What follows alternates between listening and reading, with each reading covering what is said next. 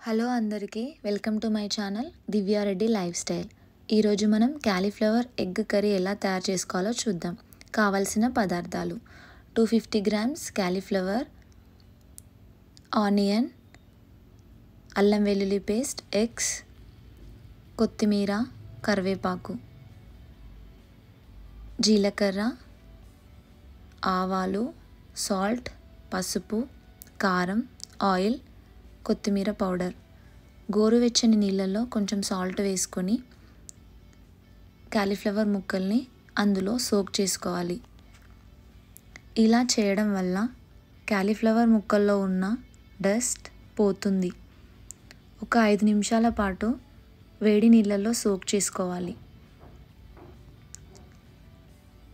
ఇలా సోక్ చేసుకున్న తర్వాత క్యాలీఫ్లవర్ ముక్కల్ని తీసి పక్కనుంచుకోవాలి.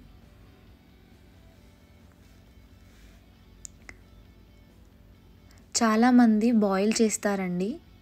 అలా చేయటం వల్ల క్యాలీఫ్లవర్ ముక్కలు మెత్తగా ఉడికి కూర చిదురైపోతుంది. ఇప్పుడు మనం స్టవ్ వెలిగించుకొని ప్యాన్ పెట్టుకుందాం. ప్యాన్ వేడెక్కాక 2 టేబుల్ స్పూన్స్ ఆఫ్ ఆయిల్,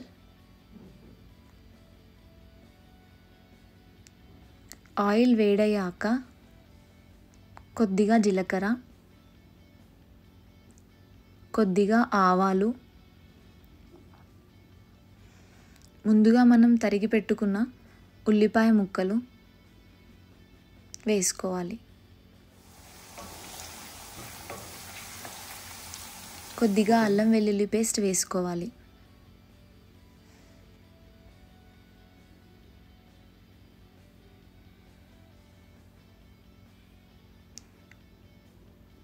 కొద్దిగా కరివేపాకు వేసుకోవాలి.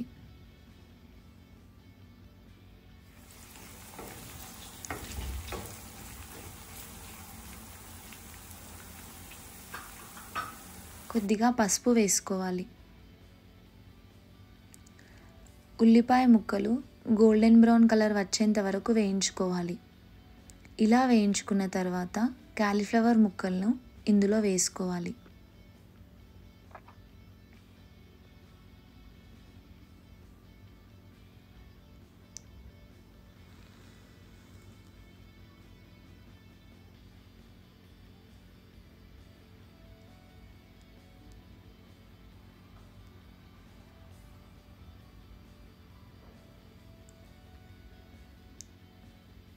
ఇలా చూపిస్తున్న విధంగా మొత్తం కలిసేలా కలుపుకోవాలి.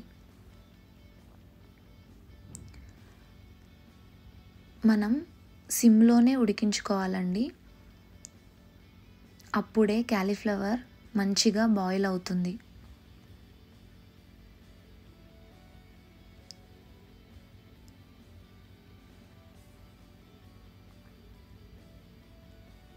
కొద్దిగా ఉప్పు వేసుకోవాలి.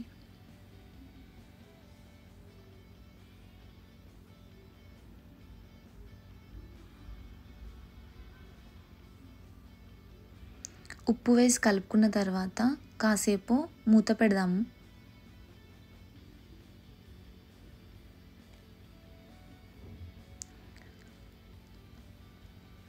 క్యాలీఫ్లవర్లో ఉన్న ఈ వాటర్ పోయేంత వరకు మనం క్యాలీఫ్లవర్ని సిమ్లో బాయిల్ చేసుకోవాలి.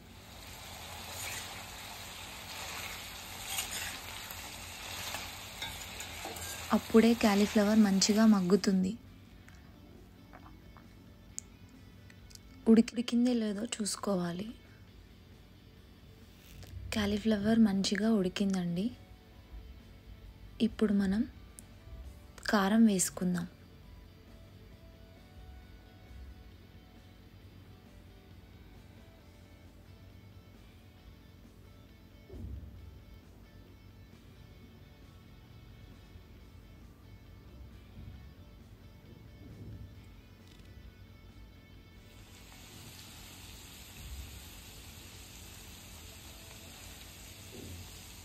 కాసేపు ఉడికించుకున్న తర్వాత ఎగ్స్ని వేసుకుందాం.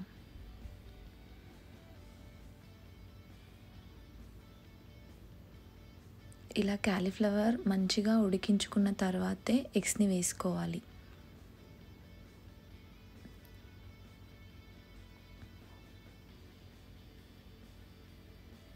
చాలా టేస్టీగా ఉంటుందండి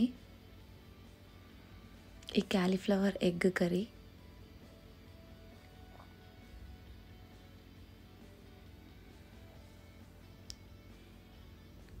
ఎగ్స్ వేసుకోగానే కలపకూడదు.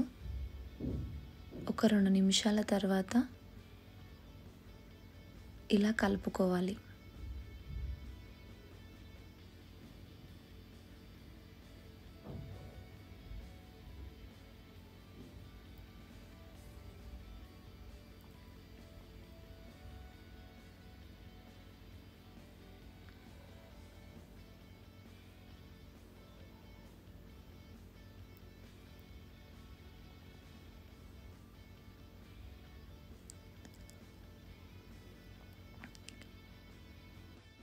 క్యాలీఫ్లవర్ ఎగ్ కర్రీ తయారైపోయినట్టే అండి. చివరిగా మనం ధనియా పౌడర్ వేసుకోవాలి.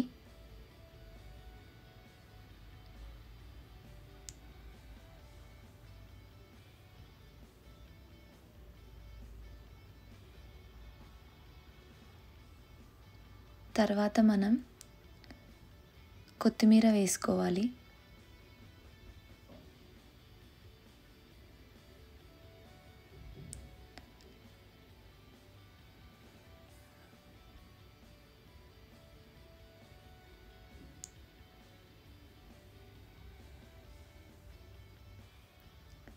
కర్రీ రెడీ అయిపోయిందండి. క్యాలీఫ్లవర్లోని ఫైబర్, ఎగ్లోని ప్రోటీన్ మన హెల్త్కి చాలా మంచివి. తప్పకుండా ఈ రెసిపీని ఒకసారి ట్రై చేయండి. అంతే అండి, ఎంతో రుచికరమైన క్యాలీఫ్లవర్ ఎగ్ కర్రీ తయారైపోయింది. ఇది చపాతీలో కానీ బగారా రైస్లో కానీ చాలా టేస్టీగా ఉంటుంది. తప్పకుండా ఒకసారి ఈ రెసిపీని ట్రై చేసి చూడండి. స్టవ్ ఆఫ్ చేసుకొని సర్వింగ్ బౌల్లో సర్వ్ చేసుకుందాం. మీకు ఈ రెసిపీ గినక నచ్చినట్లయితే లైక్ చేయండి, షేర్ చేయండి, సబ్స్క్రైబ్ చేసుకోవడం మర్చిపోవద్దు. Thanks for watching.